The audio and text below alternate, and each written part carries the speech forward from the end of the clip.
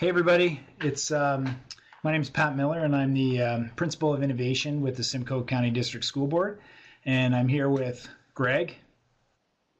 Hey everybody, how's it going? And so this is the last in the series of webinars, and today we're going to be talking about assessing and monitoring the effectiveness of digital-enabled learning environments.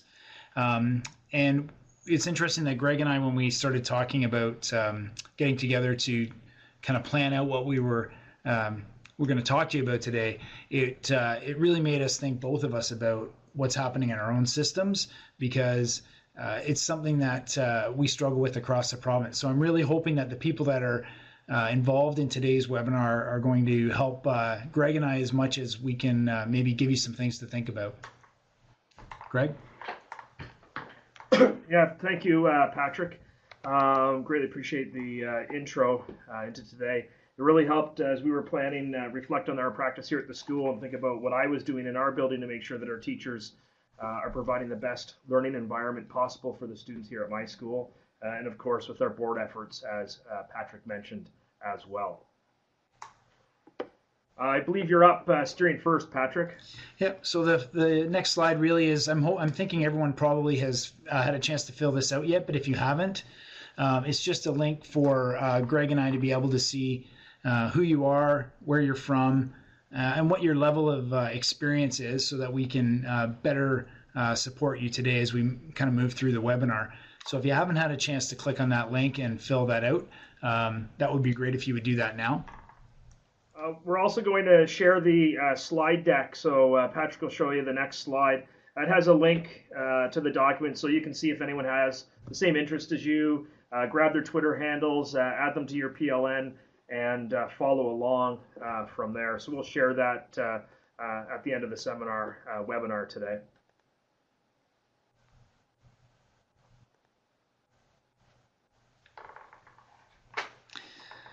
Okay, so this next slide just is the standard, about Greg and I.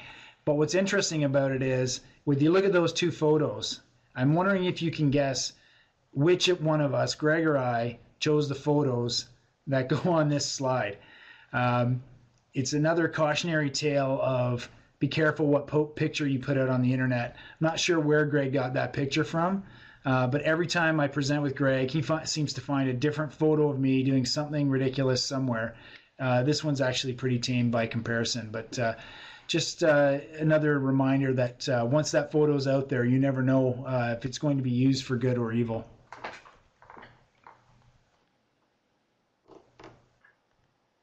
So Patrick mentioned this is the last in the series of webinars that have been put on. There's been some great ones in advance, especially the last one, developing a culture of digital citizenship.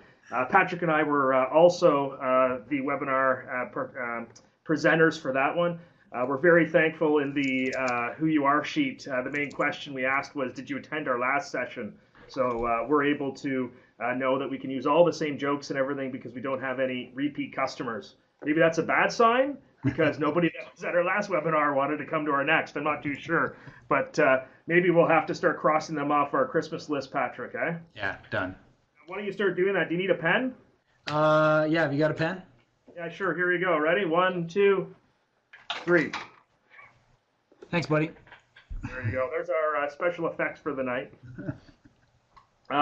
Definitely, they've been building on them. It's the promote, collaborative inquiry, the implementation.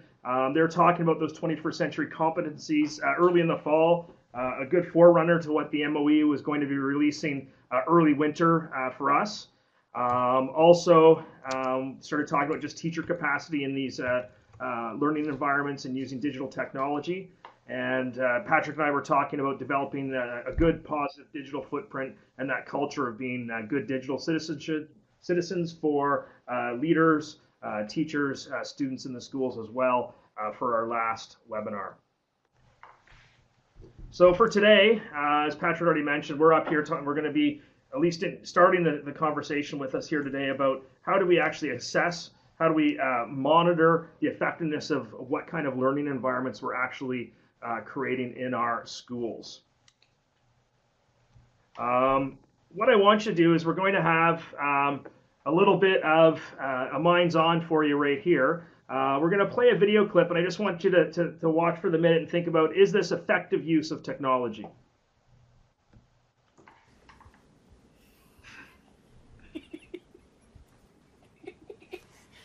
Can I see this?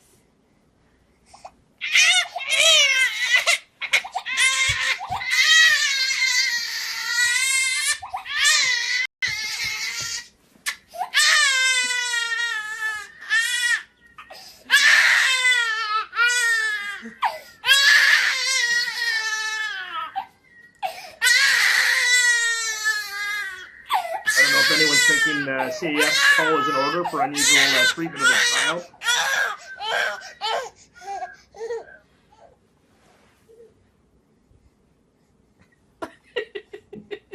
Hi.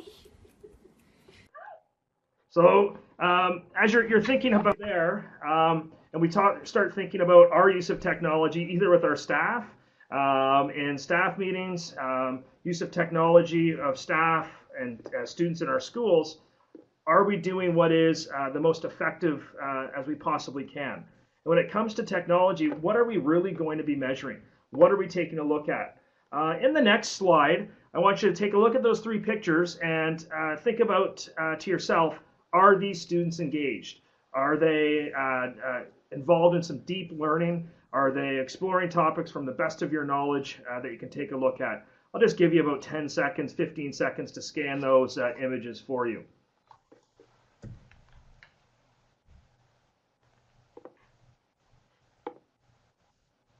What I'm going to do is, in a couple moments here, just flip through to the next slides, and that has them blown up a bit, so you'll be able to see that text a little bit better, and I want you to really think about what we were talking about there. Are these engaged students? So in the first image on the left, the student holding the iPad, as you take a look, you can probably see, I'm just even blowing my own up, my adult eyes here are starting to deceive me a bit. You can see that he's doing, I think it's called Mad Libs. My kids have them all the time. They love writing them. The kid's doing it on his iPad. If you take a close look, the words that he's inserted in every sentence is simply fart, fart, fart, fart, fart, fart. So is this kid really engaged in the deep learning that should be going on when you're using technology in your schools?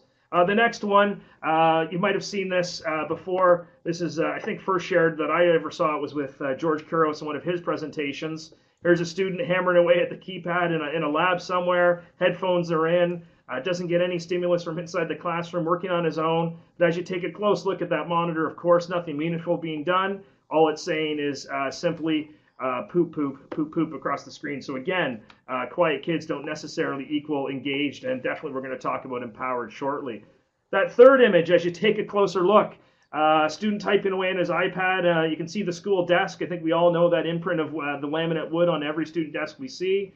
If you take a close look at that, the student saying on his iPad, God, I'm so bored. This is terrible. My God, I'm probably going to fail this test when it comes. I'm not paying attention at all. Wow, I don't even know what we're talking about. Christ, pardon my expression, Christ, I just look at the board. I didn't even recognize anything we're talking about.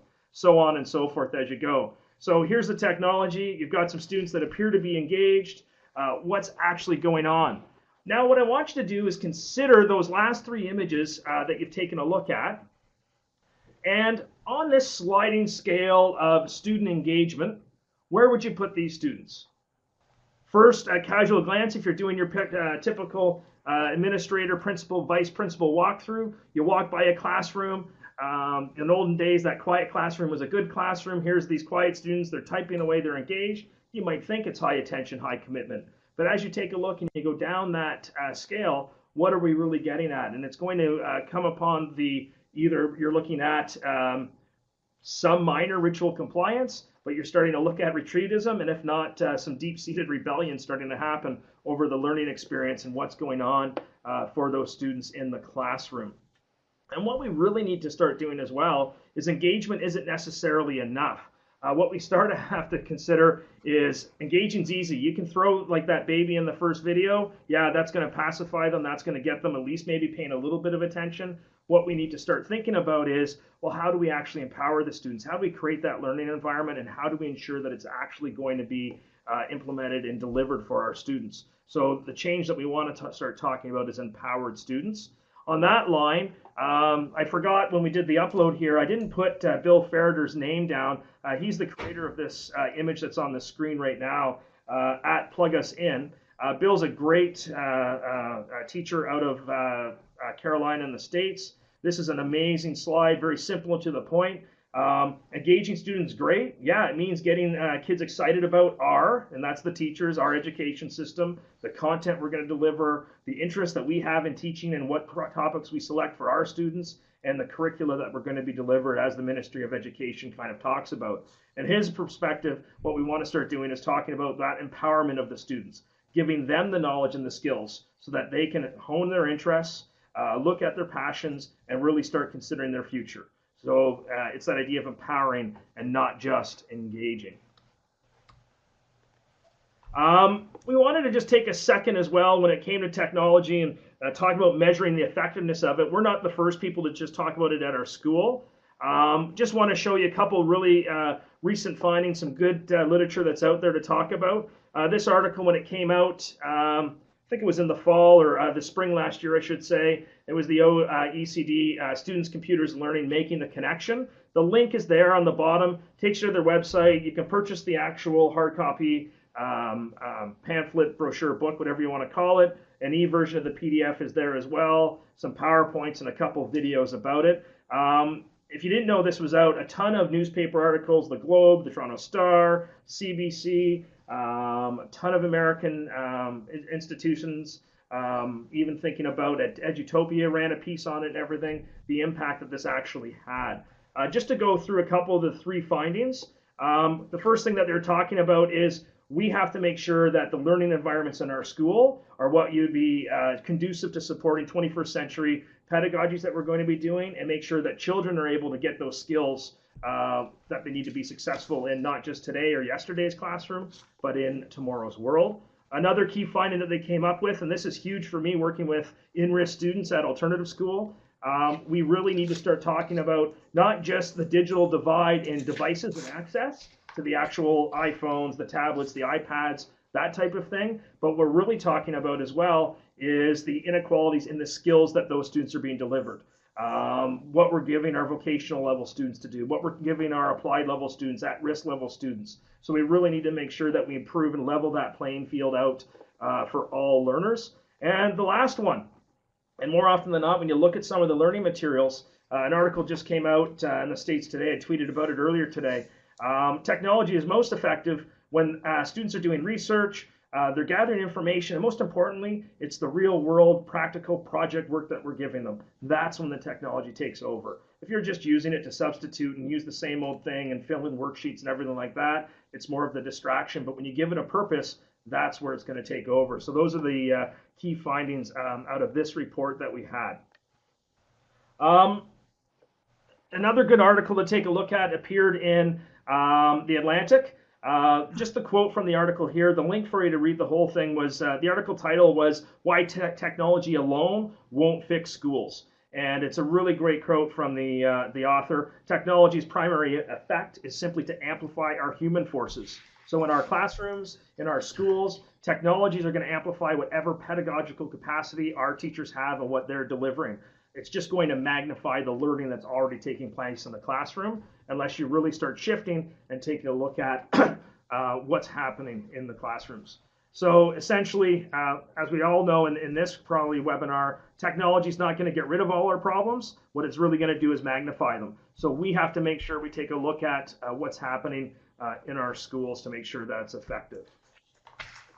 Here you go, Pat. Thanks, Greg. So this is the description right out of the guide, which basically outlines what we're going to talk about for the rest of the day. And so we have, I have principals in our system who ask me, how do I know if there's an effective technology-enabled learning environment in my school or in one classroom in particular? So we're going to talk a little bit about how you might discover that, as well as look at some of the tools that are out there to help us along. Some of them people will be familiar with, the SAMR model, TIMS, and the ISTE standards.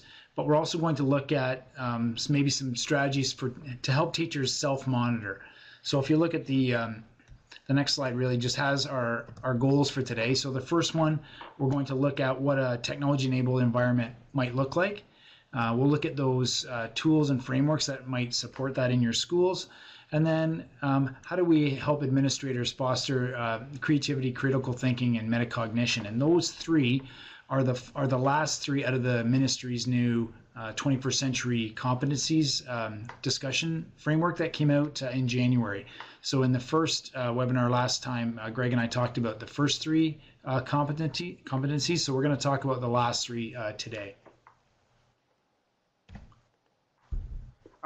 We also wanted to take the time and take a very quick glance, just the connections that this topic has to the Ontario Leadership Framework. A great place to start from and to really see the effectiveness. And here we are kind of modeling. We're not just picking the tool, just picking the technology, but take a look at what the purpose actually is.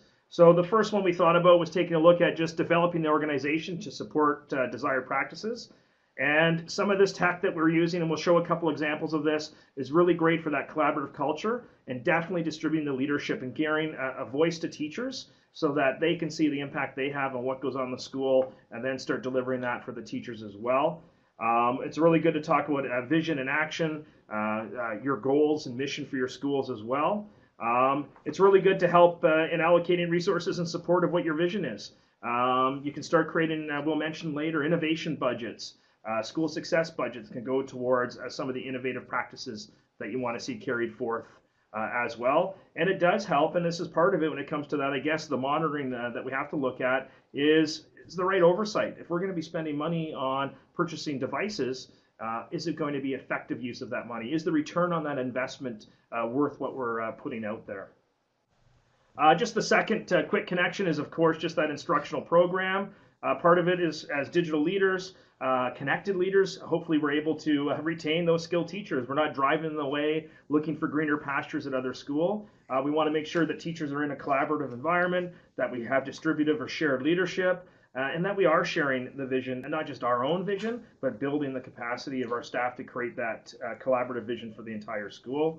It definitely helps with providing instructional support, using it for delivering feedback to teachers, as well as just collecting information from them as well in the TPA process. And again, monitoring student progress and learning in your school. It's really easy to start taking a look at some of the technology, see what's going on in classrooms, data, both anecdotal, qualitative, and quantitative information at the same time. This next slide here, was this? Oh, Pat, this is up for you now. Yeah, this is just, Greg and I talked a little bit about this in the last webinar when we talked about connecting with communities and the importance of finding out where that community is and starting where they are, and then bringing them along as far as you can in the time that you've got them. And I think it lends itself to this topic as well, because it's not about every teacher being in the same spot with the way they use technology in the classroom, but it's about everybody knowing where they are and moving as far as they can in the time that they've got. And so I think it's one of those kind of ideas that you can use pretty much anywhere. But I think specifically here, that's what scares a lot of teachers, and it also can hold back administrators from going into classrooms to have that conversation if they're not sure where those teachers are and where they should be going. So we kind of wanted to bring that up again this time. And just a point too, we mentioned about staff.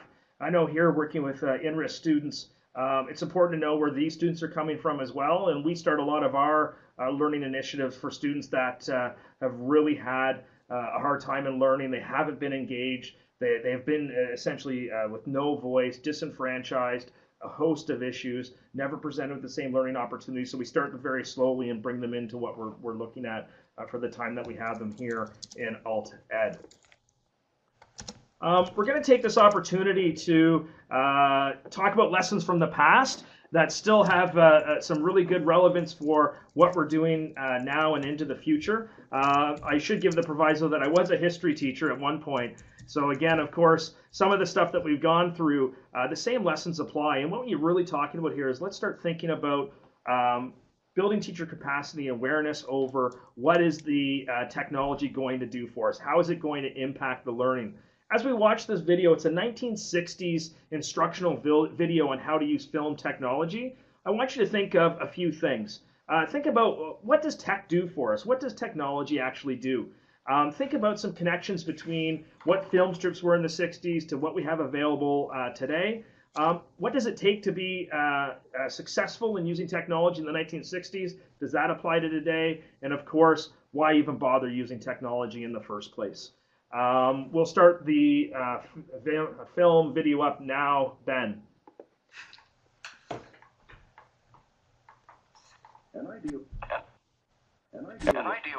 An ideal way to study a film and prepare to use it with your class is preview it, with pencil in hand, taking notes as the film progresses.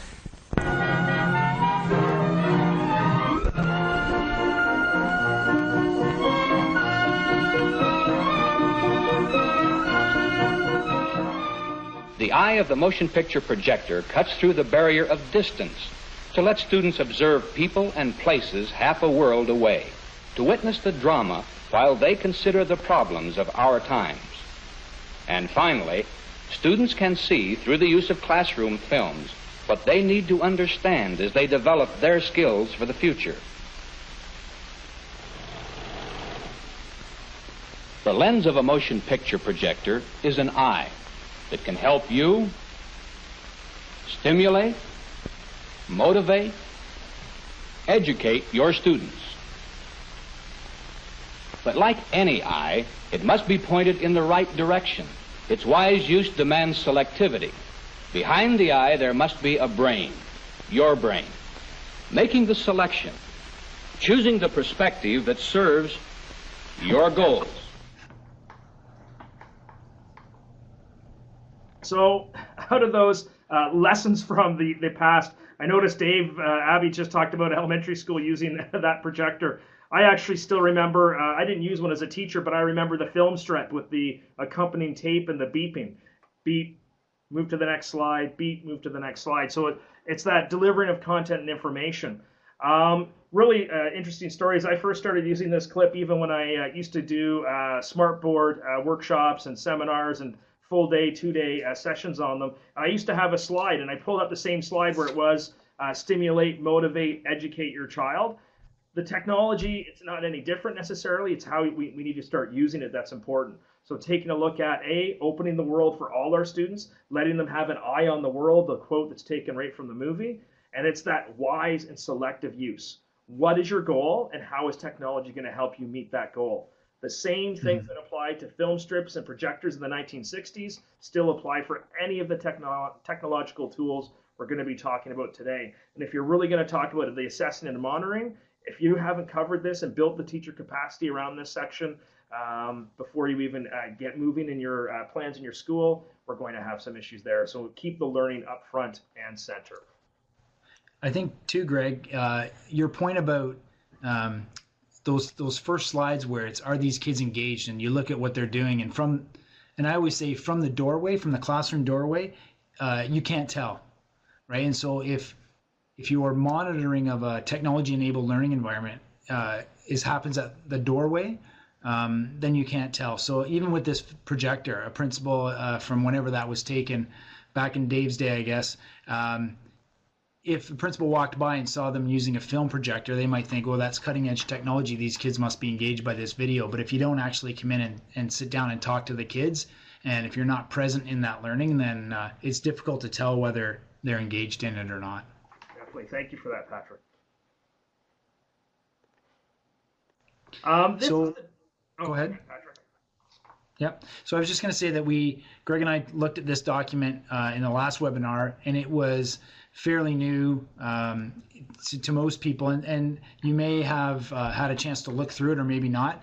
I know in our system we've had a chance to go through it, but we haven't really decided what we're going to use it for, or how we're going to use it, and so we're looking for some guidance from the ministry and also from our colleagues around the province about how this document might support our work.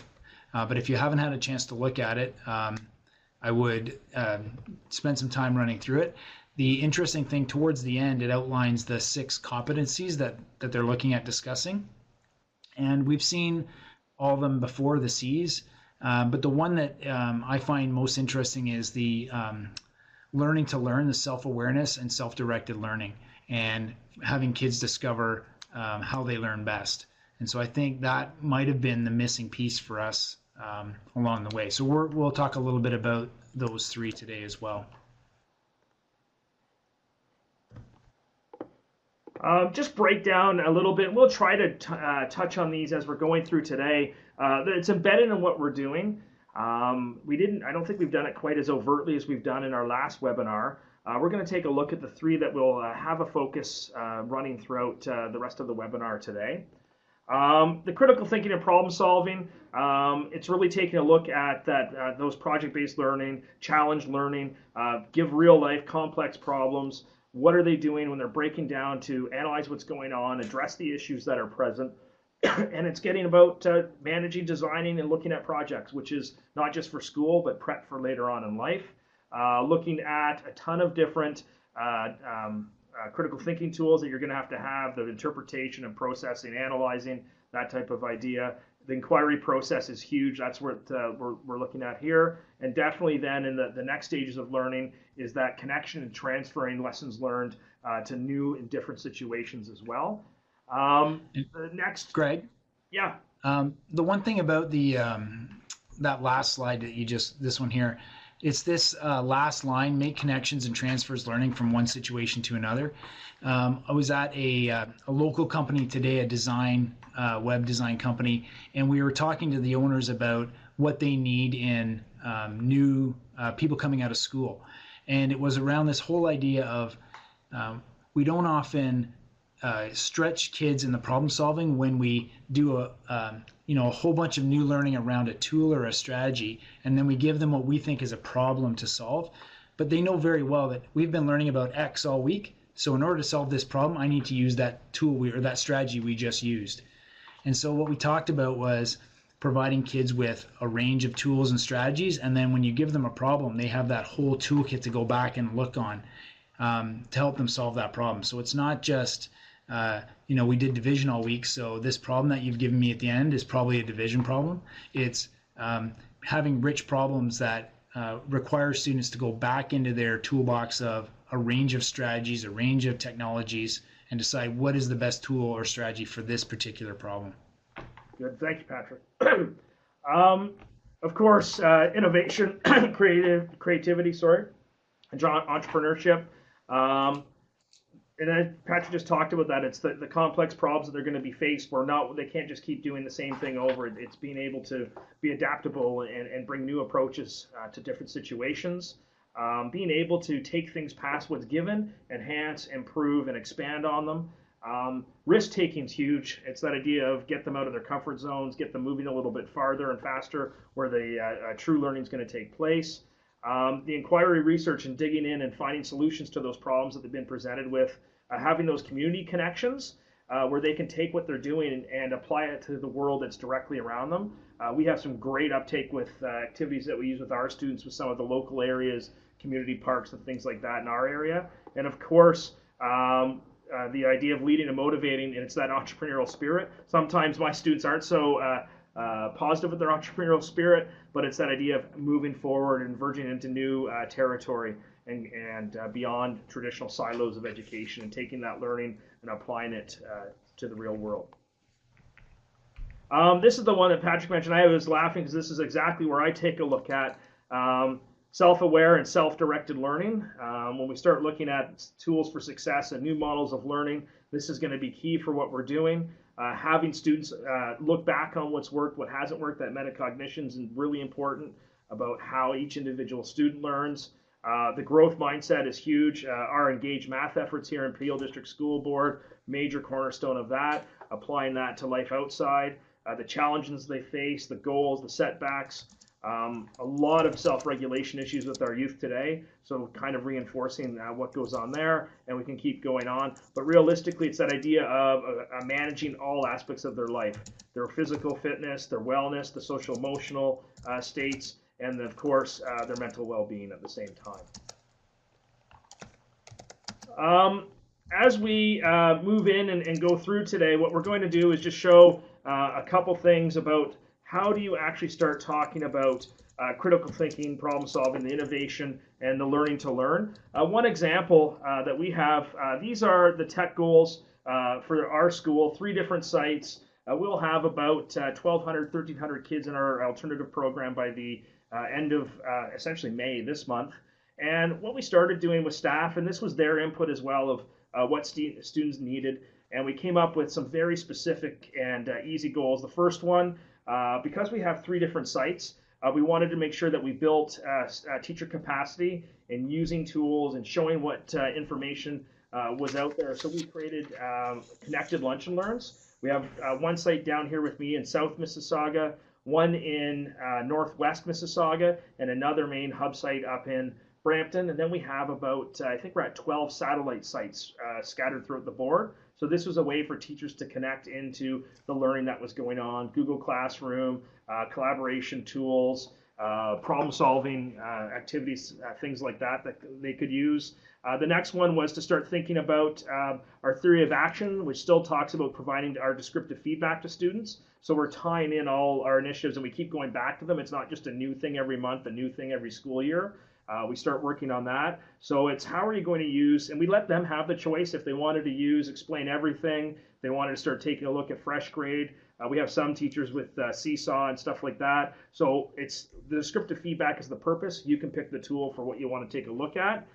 We've done a lot of work on just the skills and focusing our lessons on what skills we wanted our students to deliver. So that was their 3rd goal. The 4th goal was key for us as well. And it kind of comes in a little bit with the monitoring so you could see what's going on as well. But we had a folder in our SharePoint website for our school that teachers, once they were done, would post that learning material. And it wasn't so much, it would help me because I could see the teachers that were posting and what was going on in those classrooms. It was the sharing and definitely confidence building that other teachers could go in. They could take a look at that SharePoint website. I just have a quick screen capture of where they've listed the documents they created, PDF, Word, links to outside resources, everything like that. So it was a really good way in sharing our efforts in bringing that digitally, technologically enabled learning to the forefront and let other teachers see, wait a second, I just can't keep myself in my cave. I see all my colleagues out there are starting to move their way forward. I better come out as well. So that was a good way, to monitor and also encourage other staff and provide some support for them as well.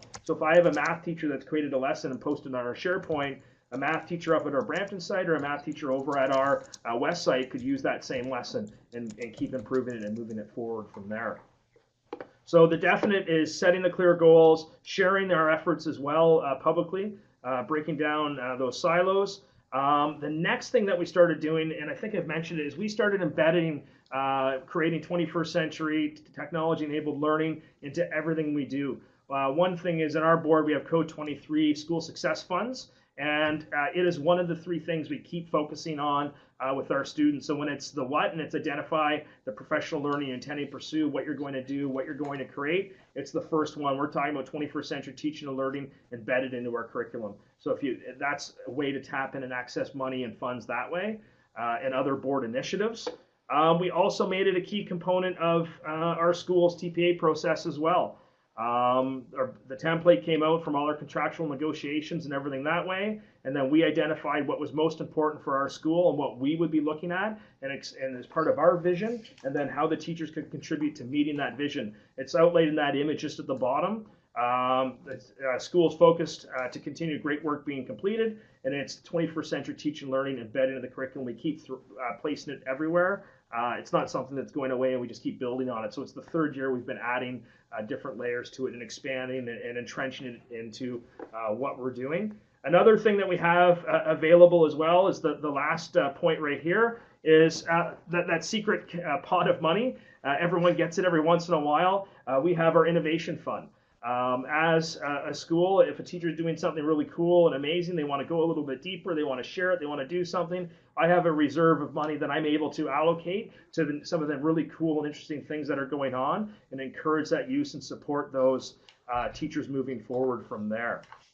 And all of that's done. I'm monitoring funds being spent, I'm monitoring what's going on. It's not really talking about any big brother type of aspect. It's very collaborative. Teachers are open, they're sharing what's going on, and I can see what's happening in the school quite nicely. So it's a very comfortable thing. And it's not really me assessing their worth or their value or their efforts. It's sharing what's going on and recognizing, as we said, everyone is where they are. We're taking them from their starting point. We're just going to move them as far along the continuum as we can. So it's not 1984. It's not the board office staring down, taking a look at saying, okay, you have 450 users of Google Classroom in your school. They've created this many documents. They're doing this. There's this many links. We're not looking at those statistics. So it's more encouraging for staff members. Patrick. So we're going to talk a little bit then about if monitoring doesn't necessarily mean a surveillance, like Greg's talking about. If it doesn't necessarily mean that, what does it mean, or what can it mean in your school? So I say to anyone who will listen to me that if you want to monitor what's happening in your classrooms, and this is not new or groundbreaking thinking, but you need to be present in the learning, and then you need to ask questions of the people who are involved. And so that's kind of what we're going to spend some time now doing. We're going to ask you to come up with some questions that you can ask students and other educators that'll help them be more reflective and help them be more of a self-monitoring situation. So you don't really need a clipboard to go around and just check off what a technology-enabled learning environment looks like. I know because I've done that. I went through that kind of stage of thinking about, okay, well, I want to make sure that all my classrooms have these things, so I'm going to go through with a clipboard and just make sure, check off everyone has what they're supposed to have. And that kind of surface level, what you end up with is compliance. So if they know you're coming around and you're going to check to make sure certain things are in place, you'll get compliance. But we're kind of past that, and we're looking at people believing in instead of buy-in, we want belief in. So we want people to believe in what they're doing. And so if you look at the next slide, we're going to use something called DocAppender, and we used it last time, and I had a few calls from some of the folks in the webinar about what DocAppender does. But DocAppender is just an add-on for Google Forms. And so what it'll do is the responses that we fill into the form that we're going to look at in a second, it will automatically take those responses, and rather than put them in a Google sheet that you have to sort, it will take them and automatically put them into a Google Doc that is separated by teachers and students. So you'll kind of get a feeling of what it does once we've populated the form.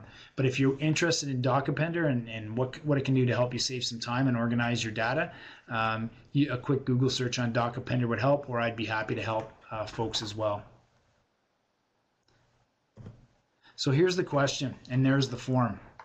So what we're asking you to come up with is a couple of questions that you might ask a student or an educator to help gain insight into how rich is the technology-enabled learning environment in that classroom. So if you picture yourself either walking into your library or a classroom and you see a student there, what kinds of questions can you ask that student or that teacher that might help you get a better understanding of what's happening with technology in the classroom and how actually effective is the use of technology in that room.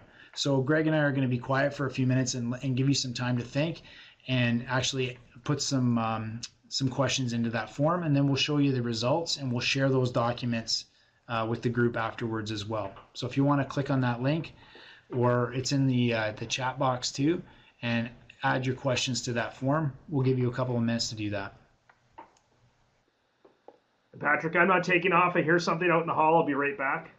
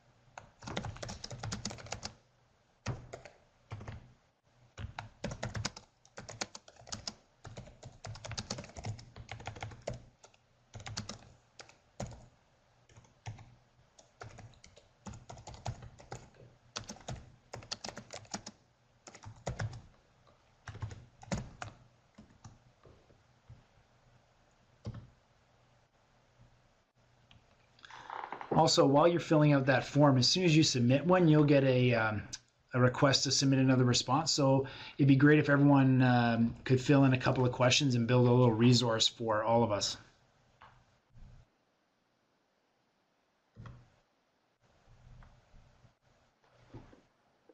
Do you want me to share the links to the documents, Patrick, in the chat window as they're starting to type away? That'd be great. And if you could also, maybe we could share the results page on a screen share. Yeah, that's all right. I'll do that in a second. I'll just copy these for a second. Okay.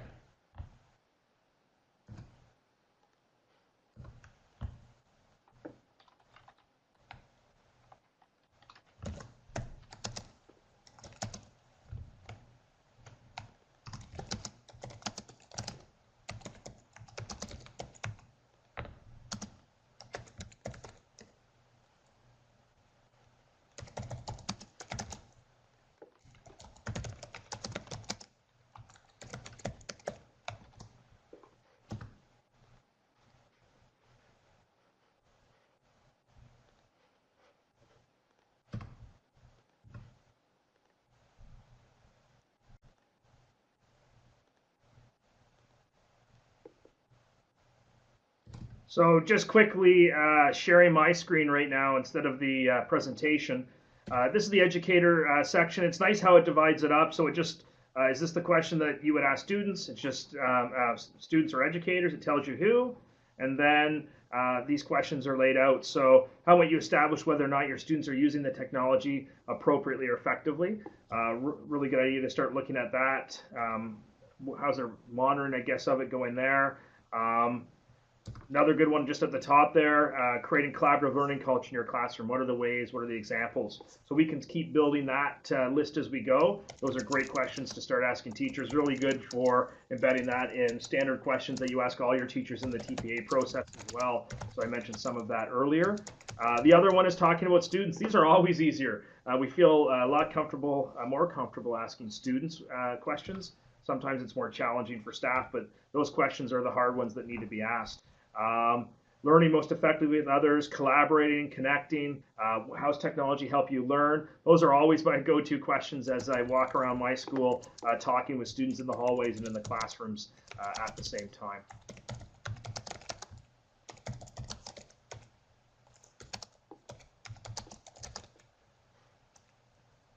So in the conference chat window, I did share the two links.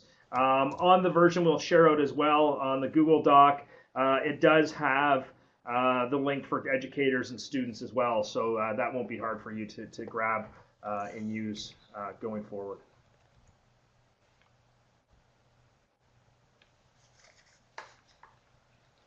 Greg, the other thing that would be great too is if you could share this this link to this form with some of your colleagues in your system, we would get a richer and kind of more broad group of questions that might help all of us. So if you have a little professional network you want to send that out to, that'd be great.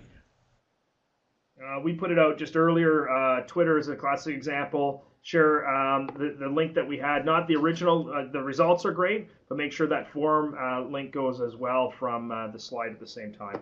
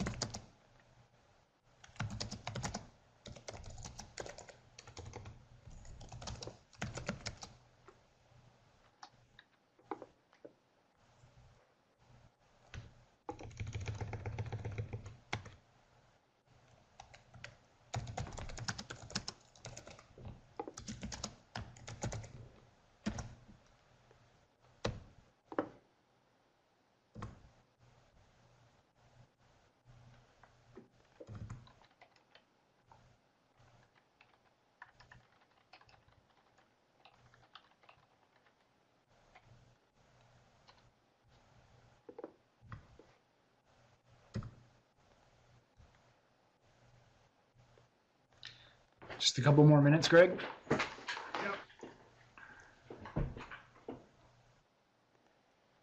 Yeah, of course, the student list always builds longer.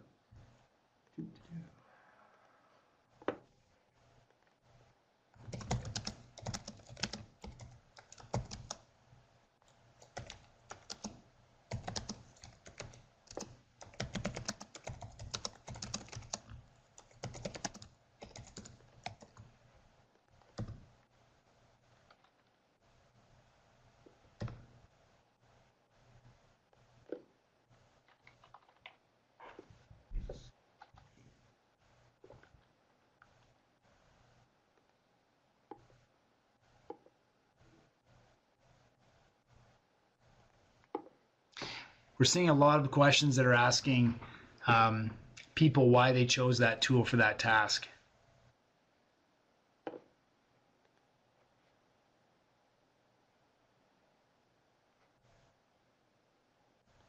I also like that question that comes up. Thank you for asking. It's that, how do you provide teacher support? What can we do to help you as well? And that's a key role. Showing that they're supportive when they're doing innovative or new things only encourages them to go a little bit further and deeper as well. So that's an excellent question to ask at the same time.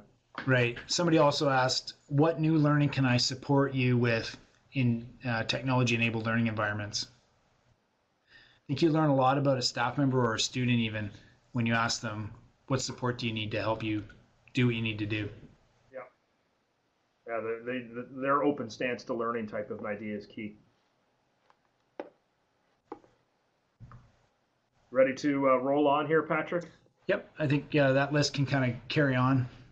Yeah.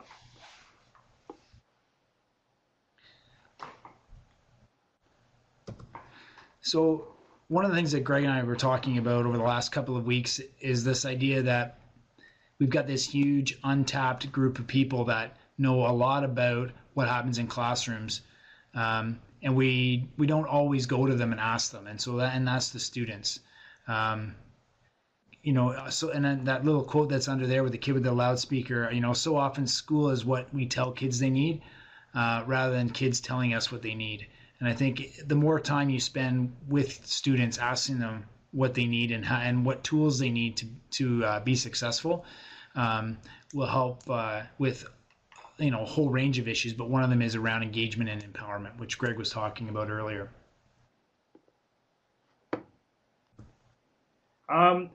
In the downloadable version that we'll share, just a really quick link of a video. I had a conversation with this girl about how she's using technology. She has a couple struggles in getting to school and everything. So it's how is she using tech? So just a really quick example of just capturing that conversation that you have with a student over how technology is going.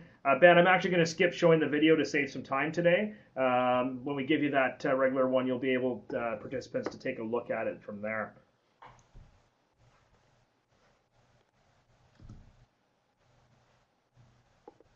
So at the beginning, we talked about tools that can help support your work, and I think we've seen a lot of talk and a lot of resources around the SAMR model, which is in the bottom left-hand corner there, about moving from substitution of one tool for another. So instead of using that projector, now you're using a smart projector. But if you're still doing the same task, then really it's just substitution and moving up the scale to redefinition. And we've also seen the TPAC model about finding that sweet spot between pedagogy, content, and technology.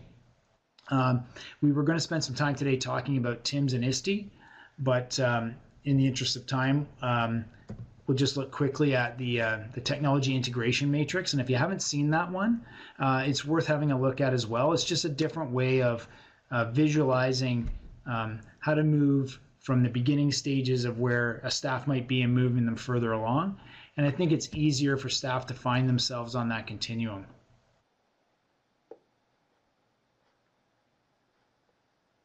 That's same for ISTE and those standards as well, Patrick. It's nice because it shows teachers of, oh, is this where I'm supposed to be?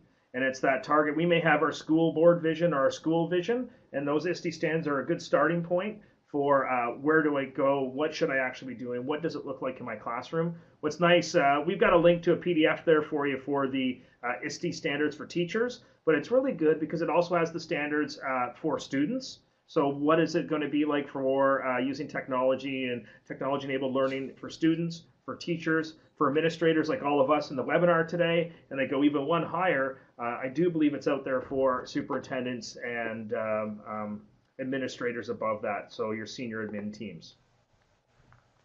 One of the key things that we're really talking about moving forward is once you've given them that vision, given them that chance to know where they're supposed to be, if we want to talk, we started talking about student empowerment, what we have to make sure we're doing is we talk about teacher empowerment and engagement first. So how do you go about doing that and using critical thinking, some of those competencies that we mentioned earlier? And what you really need to start doing is making sure, we've talked about the standards, what you really need to hammer home, this quote from Shersky is amazing, but from Dean. What we want to make sure is that you have that clearly defined vision for your staff, for your students to shoot for. That's the expectation, that's the target, that's the why, if you want to talk about Simon Sinek as well. Why are we going to be doing this? What's the importance of it?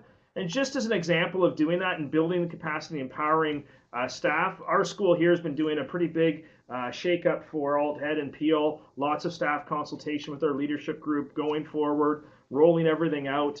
We had at our that's coming up this Friday, the April PL Day was the huge rollout. And what we eventually came to in our vision, it was taking a look at, okay, here's our vision. What obstacles do you foresee coming? And we rolled this out for all our staff. And what they started taking a look at was, okay, wait a second, you're asking me what problems that we can foresee. But most importantly, and what they really appreciated was we also went to them for what are your proposed solutions? And that helped develop our kind of understanding of where staff were coming from so that we could really start to prepare and get ready for any critical elements that came from OSSTF and things like that. But I don't know if you're going to be able to see it very closely. And one of the student staff feedback forms, you can see the link later, the staff said things like this empower us. So they recognize that simple use of technology to solve problems has actually empowered the teachers to go even further that way.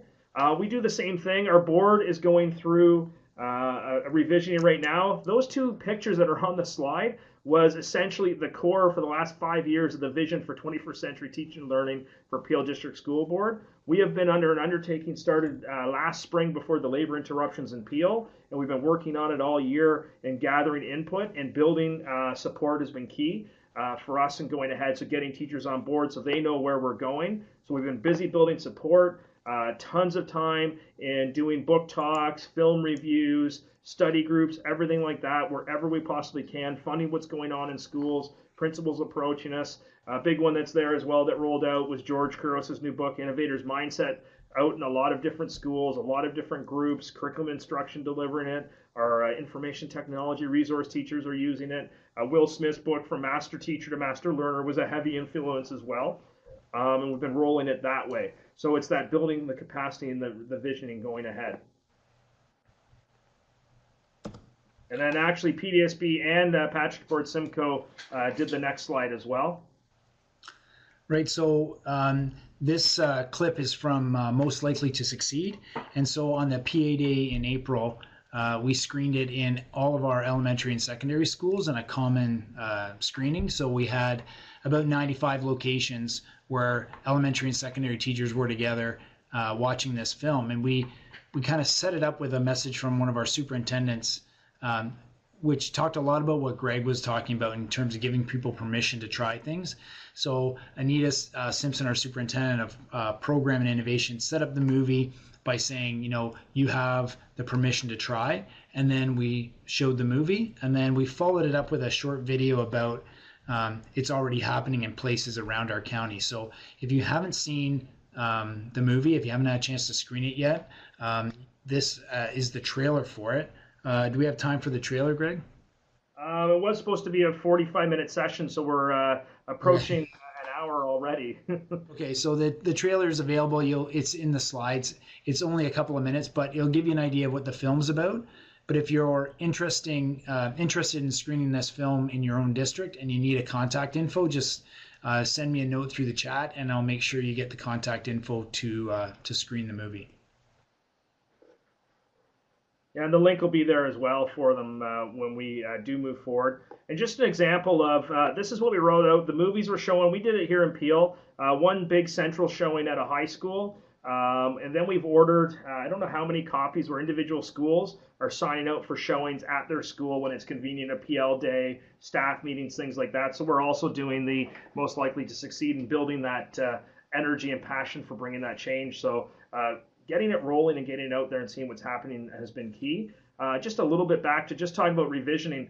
I think will take you on the slide to the site that we put together. We actually went out with our teachers, our administrators, our PIC committee, parent involvement committee, and we started asking them what do they want and what's going on in your classroom. So we've taken a ton of input from all these staff members to ensure that they're on board, that the support's there. And what's really good is through these technology tools, we have a mass of really good quantitative information that's going to drive our need to revision and go forward. And it's really good at showing the amount of support we have from our employee groups. So it's amazing that way. And it's been a little bit surprising about how progressive things are. We've staged sessions across Peel District School Board to make sure this happens with all our different groups. So the link's there. We can take a look later at your own time about what that site looks like. And the surveys are all there, links to them for you as well. So you can take a look at what we were asking, what we're going for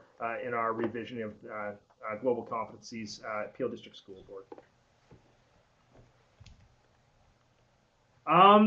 We're rehashing some of our old stuff. I guess I could take from our last session off because nobody was here. These are the key things. Talking about, it's not about the tools, it's really about the learning and what you want to make sure. So as you're having those conversations, as you're observing lessons and taking a look at, are our teachers building relationships with their students? Are students building relationships with each other to overcome those obstacles and problems? Are they connecting to experts that exist outside in the world, universities, doctors, physicists, things like that? A really big one, it's hard for our organization to get their head around, is that complete flattening and providing that access. And it's really the information coming up as well. So what it's really helping with is these ideas are coming from everywhere, and it goes right up to the director, up to our committee and the co-chairs for the revision of the board at the same time. And it is shifting the culture of our school board, which is amazing to feel and be a part of.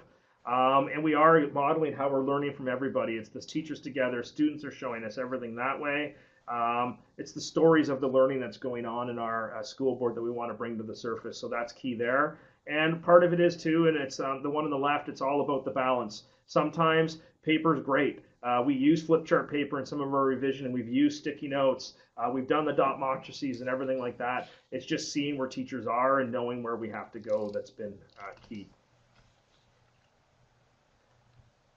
We were just having a conversation today on our collaboration committee, it's called. It's the co-chairs of our 21C committee, including myself, curriculum and instruction. Our new CIO is there as well, and he keeps talking about we need to have one learning platform in the school board. And we're saying, well, not really, because as soon as you start going after one learning platform, you're going to alienate everybody else. What we need to start talking about is before you select a tool, whether it's Classroom, Office 365, My Class, anything like that, there are those important key questions. And the first one that leads everything that we do, and teachers need to make sure they're asking this, and you want to hear these, what is the learning that you want to see happen in your school, in your classroom? And realistically, even for a student, what's the learning that you want to have happen on this task, and why are you selecting this tool to ensure that it happens? Mm-hmm. So these questions apply to everyone. How does the tool support the learning or change the actual learning for you?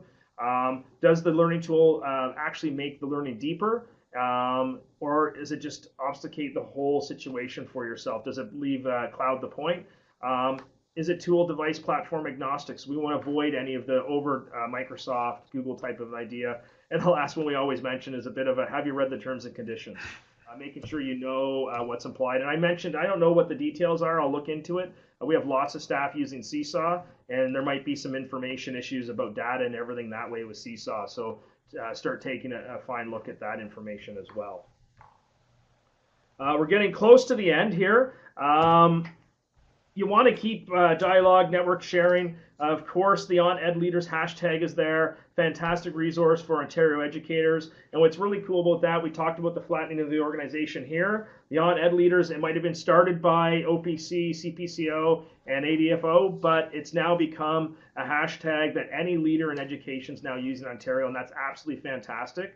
So we're getting rid of that worry about is a teacher using this hashtag? Is a student using this hashtag? Realistically, anyone can take a look at it. Your standards connected principals chat, CP chat's another great idea to take a look at. And a source, and we should mention it as well, if you're really looking for some top quality questions that teachers can be asking themselves that you can modify and ask them, take a look at George's Quiros' Innovator's Mindset as well. And especially off his blog, there's a lot of good questions that come. It's in the book, and the blog has a lot of good questions that you can use for book studies and everything, and you can turn those around and use with your staff as well to ensure that technology-enabled learning is deeply embedded in your school culture.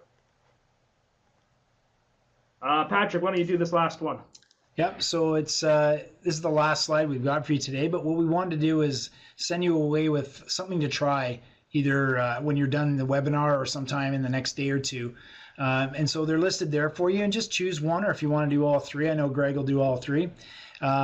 Is go out and take one of those questions from the Google Doc and go out and try it out and talk to a student or talk to a teacher. Post the question and maybe part of their response. And see what you come up with. The other one is to have a look at one of those 4 tools that we talked about, maybe one that you haven't looked at before, and just tweet out a reflection and use the ONTED Leaders hashtag, and just say, just having a look at ISTE standards and a comment, and see what kind of conversation you can drum up. And then the third one is find somebody who doesn't know about the 21st Century Competencies document and share it with a colleague and start a conversation there. And it may be somebody in your school, a staff member, or it could be another colleague across your district. But when you do that, make sure you use the ONTED Leaders hashtag so we can kind of build your own PLN and also engage others around the province.